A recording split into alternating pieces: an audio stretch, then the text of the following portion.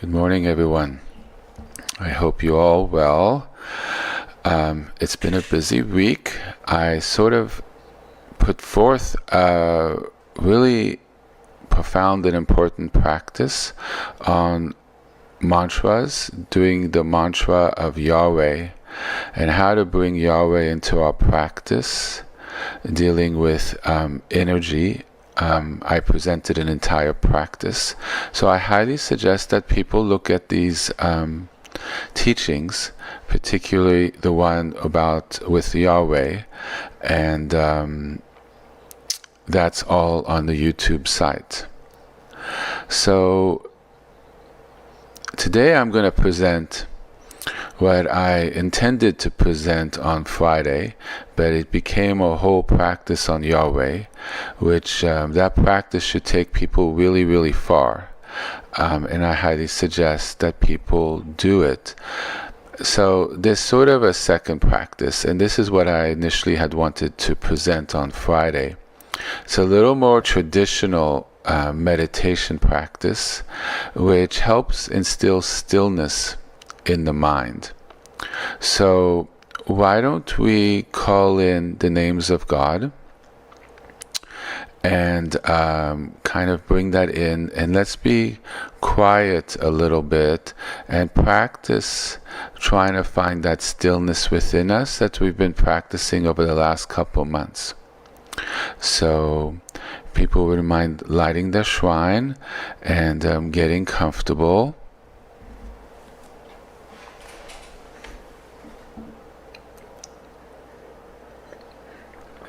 Fingertips together. Okay. So we're going to say one of the names of God a couple times, and then kind of look out about maybe 3-4 feet ahead of you and breathe and just try to relax and try to stay present.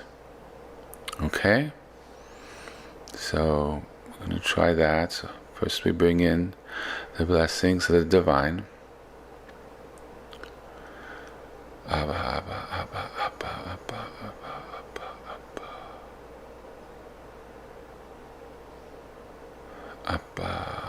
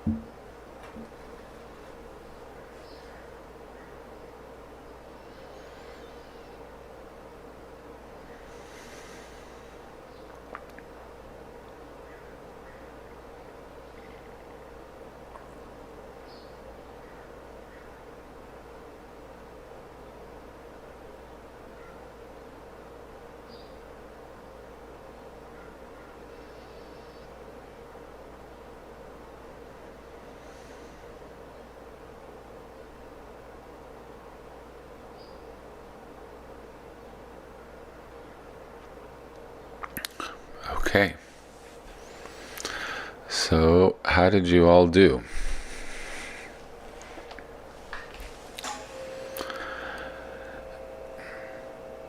So if you've been doing the practice, like I've been suggesting the last couple months, there should be no problem. It is really key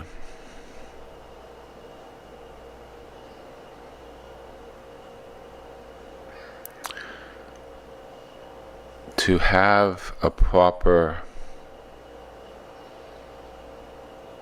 internal posture. So what do I mean by that?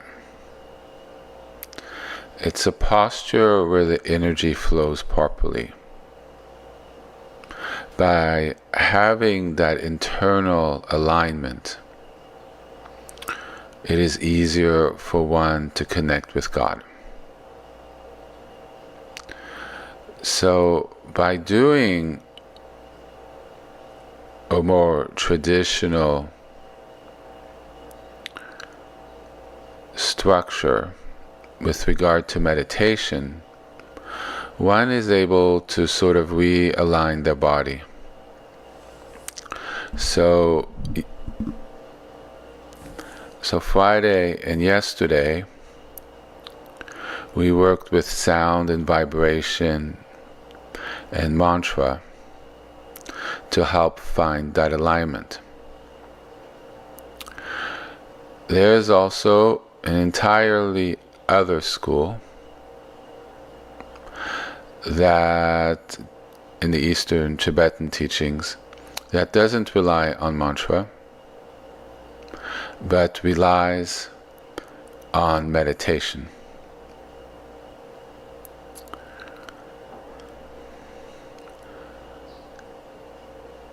I find, and most of my teachers have taught, it's important to do both. Because we have to work with our bodies. And we need to find our alignment. If we have an aligned body, our brain will be calmer.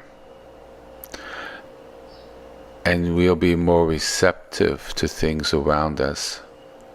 And be able to connect in a deeper way. Prayer is extremely effective from a calm mind.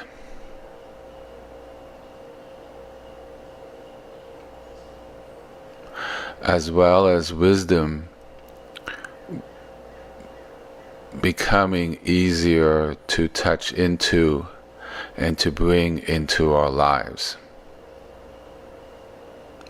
Because I think anyone who's really listening to this wishes to have that connection with God. There's a longing, maybe a desire for guidance, the need of support, or just wishing to develop that connection.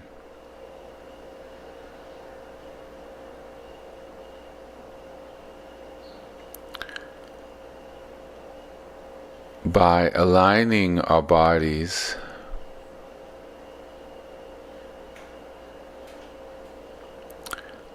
it's much easier to connect. And with that openness that we carry forth into the day, it's easier to receive that connection and feel that God is with us wherever we are. Because we foster a connection, we plug our bodies into the phone line, so to speak, and then with time we realize that connection, which sometimes takes an amount of time to cultivate in front of one's shrine, starts working when we're outside of that space, out in the street, on the subways, or wherever we are, and we feel that sort of connection and link. So meditation in its more pure form, which I'm going to teach now, which I've also mentioned in the past several times, is really about stillness, quieting the mind, and opening up one's awareness. And by doing that, the energy flows through the body and clears, and we let go a lot of blocks, because energy likes to move up. And if we calm ourselves and be relaxed with our spine straight in a proper posture, energy will start to move, especially if we learn to lessen our thoughts. This is to create a space. Not so much to pray during this practice. This is sort of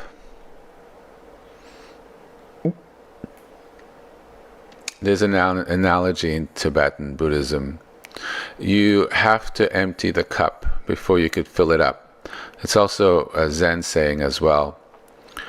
And this sort of empties our cup a little bit. It kind of cleans out some of the gunk and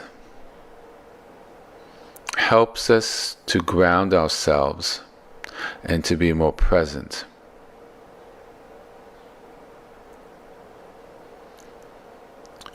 This openness and this sense of presence we cultivate with our minds relaxing allows there to be more room to learn and study on the Bible, of new ways of thinking. It applies everywhere in our lives. So it's really important. The summer practice that I detailed on Thursday will really be more beautiful and powerful if one has cultivated this space. And this is the time when people go on retreat, when people do that deep work like we're doing. It's very good during the winter months, because with the sun lower on the horizon, there's more lunar energy on the planet, and lunar energy is very spacious. And the mind tends to be calmer. So, with regard to practices, this is going to be the mantra of yesterday, and more of this traditional meditation, sort of the two wings of our bird of practice, so to speak. And one can do which one is called to. They both do very similar things, but they're done very differently. This one doesn't use a repetition of a name. Now, it does help if you become distracted and you need to realign, that you say the name a couple times to kind of bring you back. But this is not something, it's not a name that one resuscitates occasionally. And I think that's what I taught before. This is going to be a little more hardcore meditation. It's always more difficult at the beginning because we're not used to standing still. But when we do become used to it, things really open up. And one actually starts looking forward to the time of day when one can do it.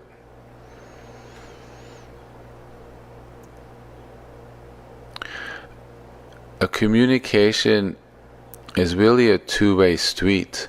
We put out, like our voice, we say something, and then we listen to hear what comes back. Now, it could come from our minds, an internal wisdom, something from the subconscious mind might come up, or it might be more of a divine guidance that we're able to touch into. A sense of feeling held, or maybe some sort of solution just pops into the mind and we don't know exactly what it's about, or, other levels.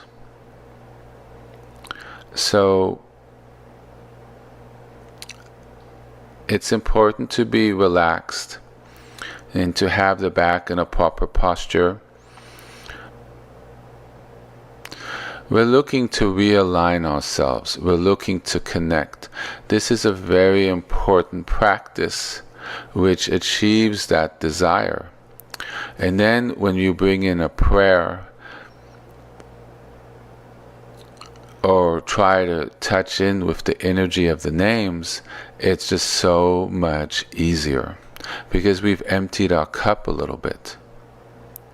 It also helps traumas move through our body, helps us clear things, helps us to kind of detox from the day, or if it's in the morning, to still ourselves for the upcoming day. And the day seems to go by easier because one has done one's practice in the morning. So either way, this is really an important skill to cultivate. The mindfulness at our work, with our families, when we're driving, leads for a fuller and more effective life, and gives us that space to be less reactive and more intentional with our actions.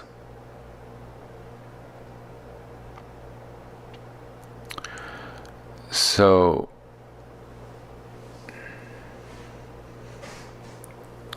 if people get into a posture that they feel comfortable with, if it's possible, you put your palms down in the middle of your leg with the tips kind of facing inwards or straight up to the knee, so the fingertips are facing the knee and it's sort of resting comfortably wherever it is with you. Or you could have your hands sort of folded together, sort of linked in the middle of your body.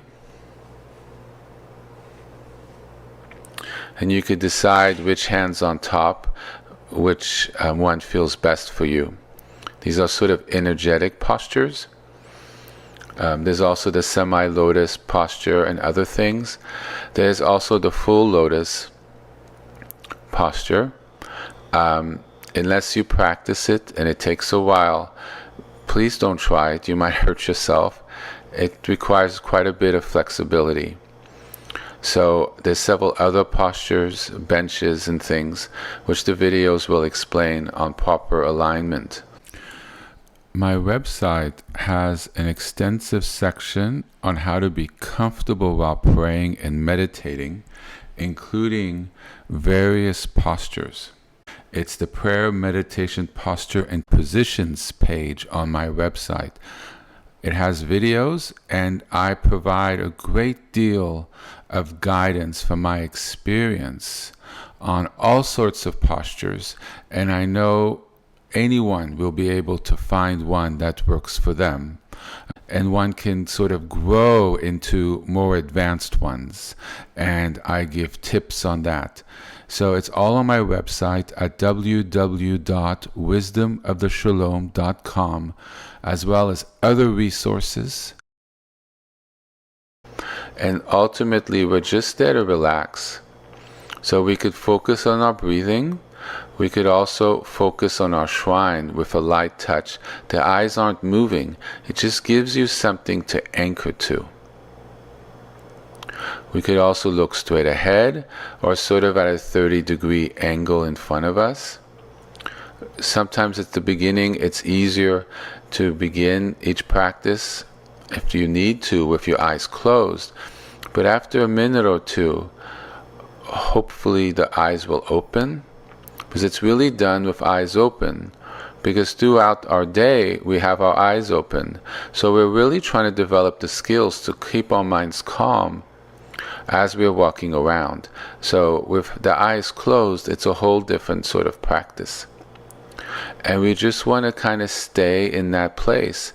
And if one is distracted, one just brings one back to the object of meditation. So it could be the breath, it could be what you're looking at. And with time, you can open your energy to fill the entire room. And one sits in stillness. If you've really cultivated the space, your ability, if you light a stick of incense, the smoke will go straight up. which is always pretty impressive when it happens. And that mirrors your own enlightenment. So this is sort of a practice. It's like doing a little weight training before you do your swim workout. You do weight training so you could be a better swimmer. So this is sort of the weight training. So we can better connect with God and lead a better, more ethical, moral life and make better decisions. And hopefully decisions that keep us aligned. And if one is just spiritual, it helps people be calmer and more effective in life and more in alignment with the universe or nature or Pachamama or whatever you wish to call it. So we're going to do a little bit together. So back straight. The knees should be lower than the hips.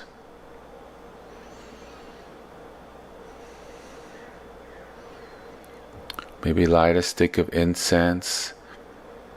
Put the incense under the objects that's on your altar or shrine and just sort of weave it around there so it blesses the objects. I often have just one object in the middle, and that's my point of focus when I meditate. A soft touch, but ultimately your intention is sort of inwards, not to see what's coming up, but to sort of be open and ground you. And with time you feel the spaciousness, and the object of focus is just really your own posture. And with that, it's easier to take that out into your day. All right, so maybe close your eyes.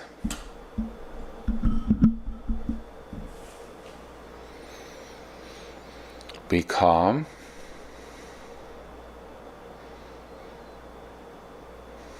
Maybe some slow breath through the nose.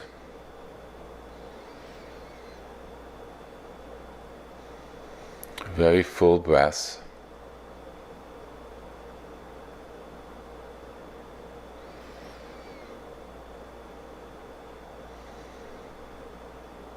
A nice even exhale, just a normal exhale, but nice deep long breaths, okay? Maybe feel the freshness on the tip of your nose as it breathes in. And as you exhale out, try to feel any tension leave your body.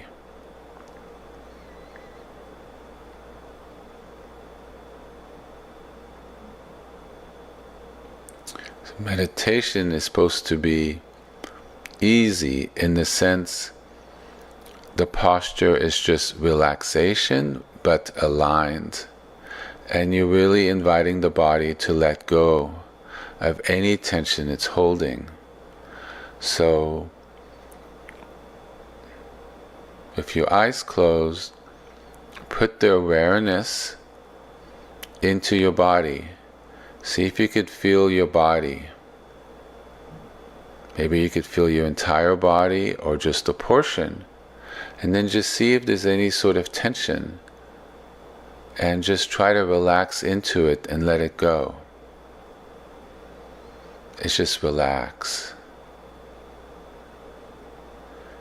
And by placing your attention on an object, it keeps thoughts from coming up. But it's a light placement. You're not having a grip on it. You're just placing your object of meditation at that place. And right now, that object of meditation is the energy in our body. So let's breathe and relax. And let's do this for maybe 5, 6, 7 minutes, okay?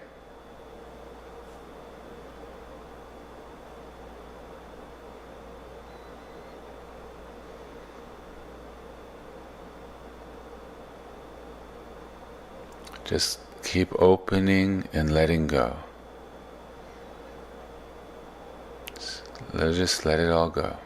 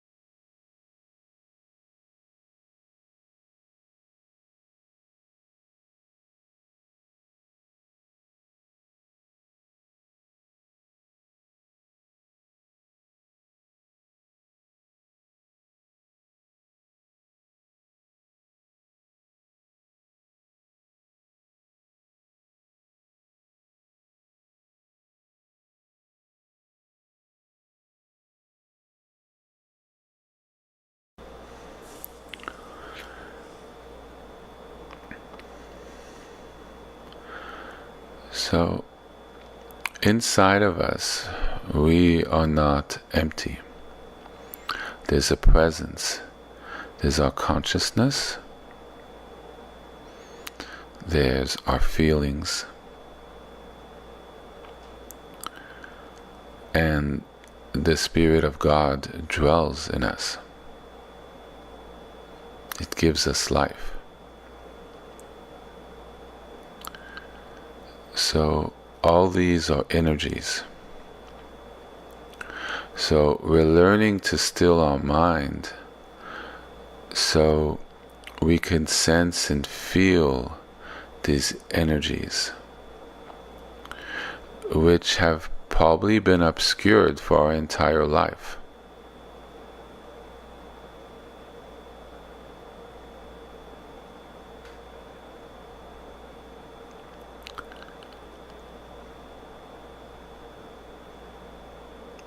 By letting go and relaxing, releasing tension, things that obscured that energy leaves. We're cleaning our cup, so to speak. And with that space, it allows other things that have been buried to emerge, to have a better knowledge of ourselves and who and what we are, which is beyond the sort of concepts of our world, like lawyer, doctor, mother, male, female. There's something deeper there. Because on the path back to God, we need to sort of rediscover what we fundamentally are. And by practicing presence and stillness, and there's many practices that do that. Right now we're just focusing on formal meditation. By doing that, we are on the road back to wholeness. So what we're doing here is an invitation for the energy to leave. And you can feel things go, literally. Energy moves through. You thought you were relaxed, and 5 minutes later, you see part of it was actually quite tense, and you weren't aware of it, and you have to stretch or crack your back or something to realign, and you should do that. The posture is not rigid. If you cramp up, then stretch. But there should be some discipline. That's another one of the Tibetan transcendental wisdoms that I mentioned yesterday. Discipline, with a capital D. That means one commits to making the effort and does it. And when you start, sometimes after 12 minutes, you're exhausted. Those 12 minutes are endless. You think it's an hour. And that's what you do for the day. But, you try to increase 12, 15 minutes, 20, 25, 30. For me, when I was starting, between 15, 20 minutes is where something in my body just fundamentally released. And then when I wanted to go longer, was super easy. And a lot of it, what makes it so difficult, is these blocks which pose resistance. And once they sort of give up, then a whole other space appears. And with time and practice, it could happen after 8 minutes, it could happen after 12, 15, or you could simply trigger it whenever you want. That open space where you're more perceiving, you're using higher levels of your mind. And with practice, one can do that instantly on the spot. So it's really important for these next 2 months, about less than that now, that we practice this openness.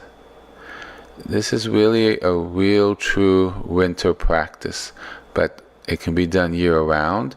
But during the winter, one is able to go kind of deep with this, because there's less movement. So you connect with the stillness.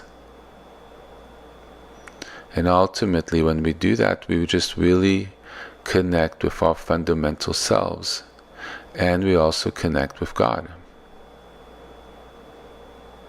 You call in the name of God at the beginning, and occasionally throughout when you lose focus and you need that additional help. But unlike the practice of yesterday,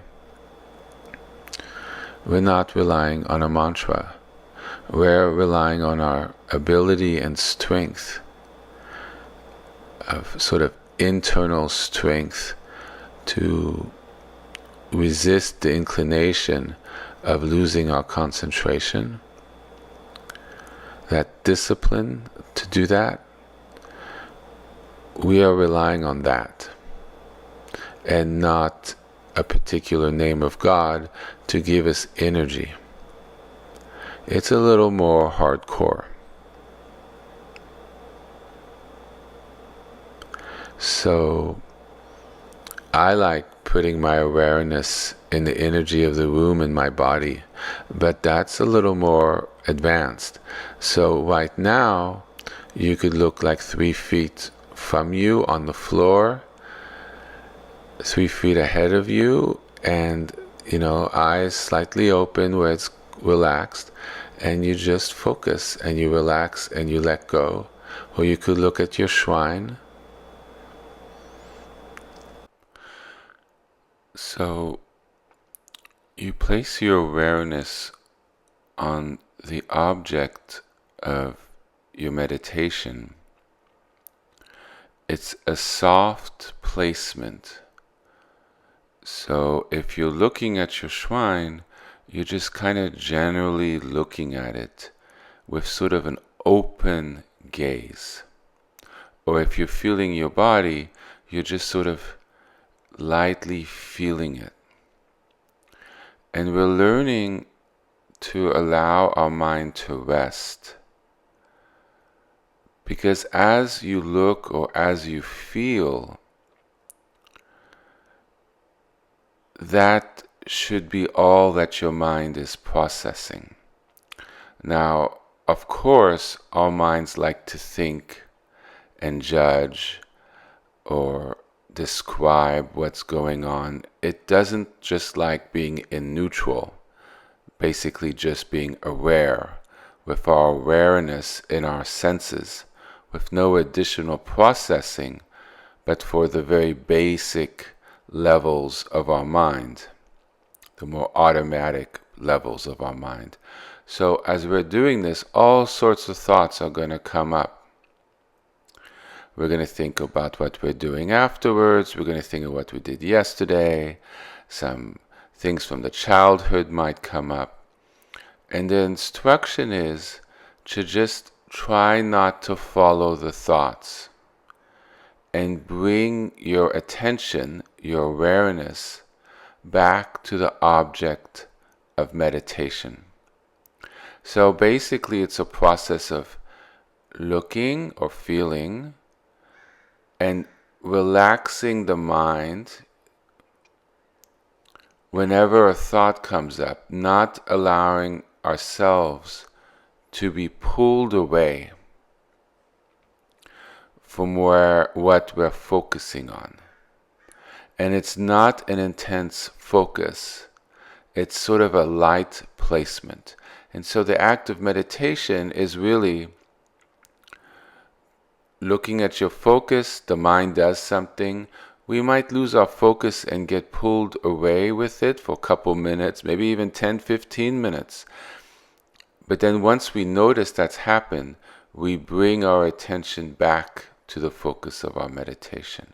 And with time and practice, one loses focus less and less.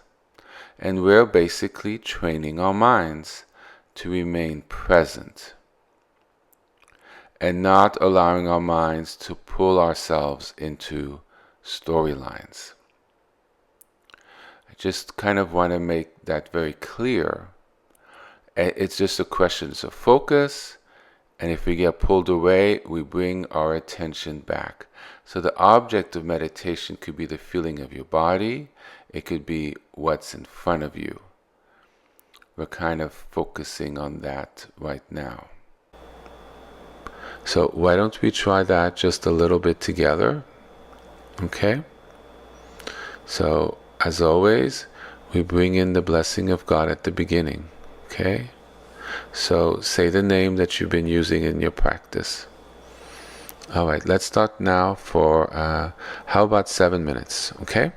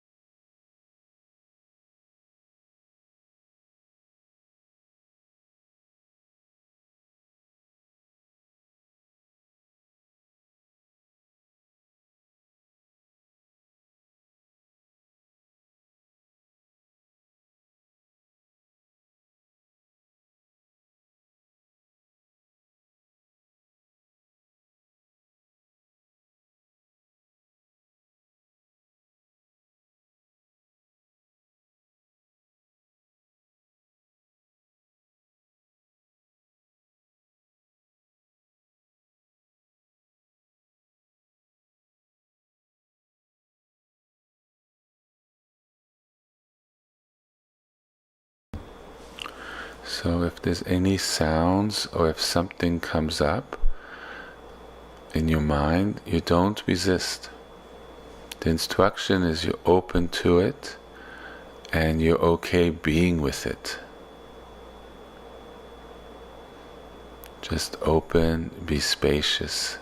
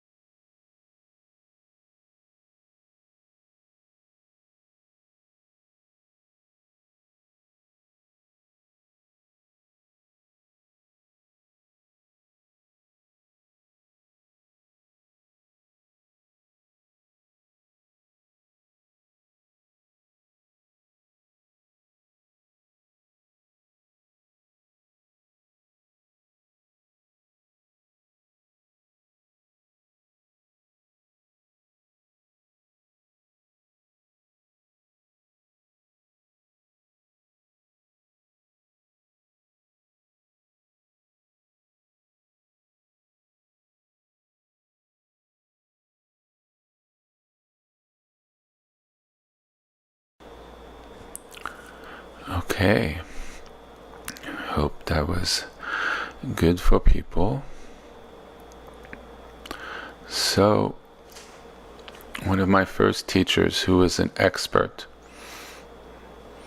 actually considered a master for these types of meditation. It's a whole school with regard to what can arise with these types of meditation. This kind of meditation, as one deepens with it, its act of meditation, he said, is when one drifts away from one's object of meditation, where we focus our attention. The act of meditating is bringing it back once we notice that we've drifted away from our object of focus. It's not attaining a still mind. It's not even having what you call good meditation, like it's all perfect and lined up. It's literally the act of bringing back the focus when you drift away.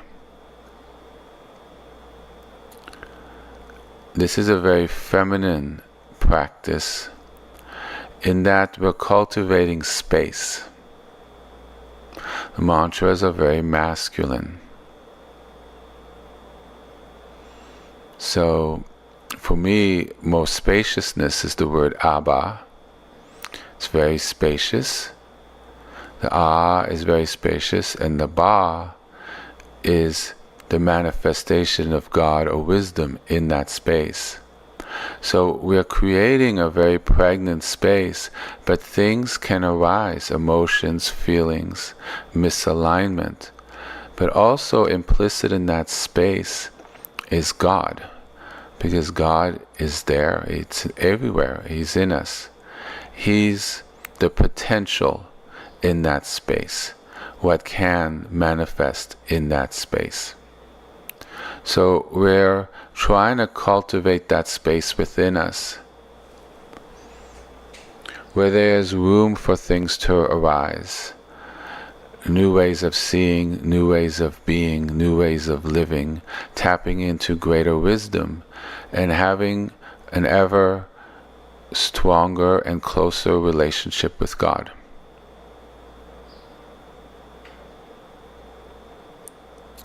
So we're sort of doing weightlifting, strengthening, but also purifying and emptying our cup. So I hope you could see how important this practice is. And I suggest that people put it in and weave it in, if they haven't already done so. There's not a lot to it. There's technique with the postures and the breath, and with time it'll get easier and you'll get used to it. But that's basically it. Yet it's completely profound, because it really can engender a lot of change.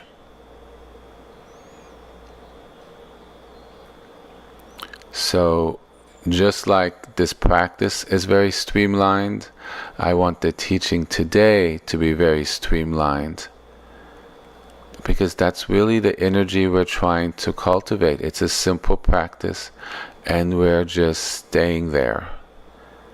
We're not trying to entertain or move away from just being there present, which is very different than what we cultivate in our society today.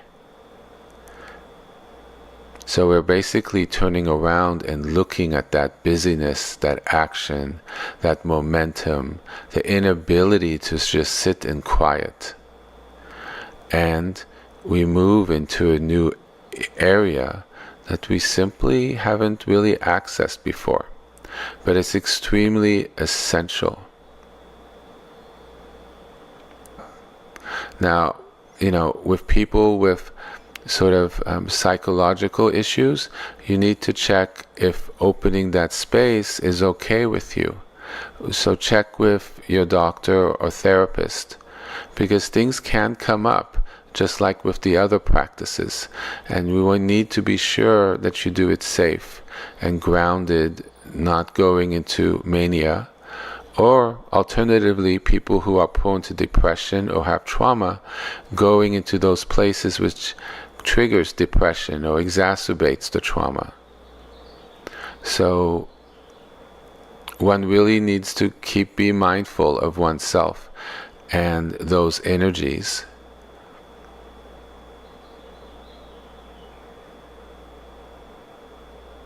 The most devout people that I have met, that energy that they've cultivated emanates from their body, and it's really hard to sense any other energy but that. And it's because they've only allowed that energy to be in them. They emanate it because there's really no walls or blocks to keep it from really filling them up. And so, to really enjoy the summer practices, it's really important to cultivate that stillness of mind.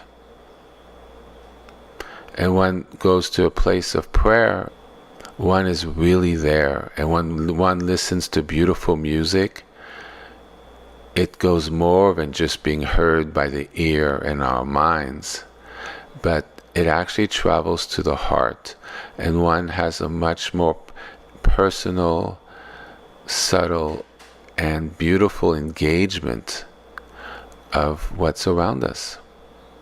And that's really God's gift.